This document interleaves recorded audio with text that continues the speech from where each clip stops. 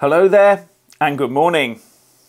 So we negotiate the possibility of extending the Brexit transition period, and then we later learn that to get that extra time, the EU tells us that it will cost the UK about an extra £10 billion and last at least another year.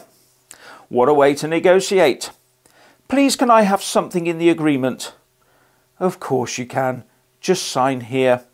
OK, I'll sign. Thank you.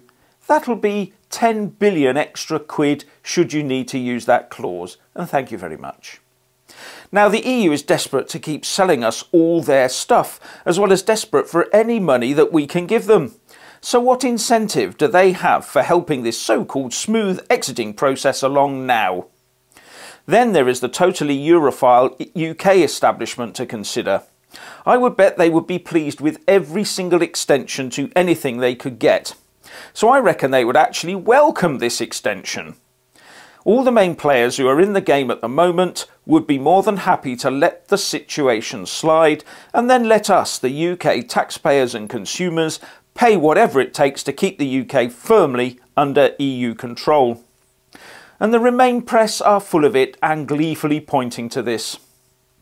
This extra time is about achieving a smooth exit which would benefit both sides, the EU and the UK alike. In fact, the EU probably has more tied up in a smooth exit than the UK does, given the trade imbalance in their favour.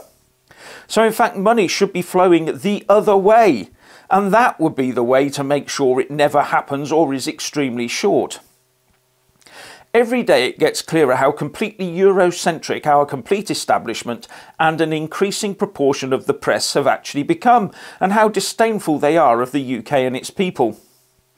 Anyway, the latest Opinion Observer poll shows the Tories have slipped in popularity by 5 points since last month to now stand at 36%, while Labour gains 3 and is now on 39%. UKIP has gained a couple to stand on 8%, ahead of the Lib Dems on 7% and ahead of the Greens on 3%. The Guardian says that the proportion of Leavers backing the Conservatives fell by 10 points. But I have to ask, why would Leavers desert the Tories for Labour? Labour wants us in a permanent customs union with the EU. It may be that they will not vote, but that would be the worst mistake to make.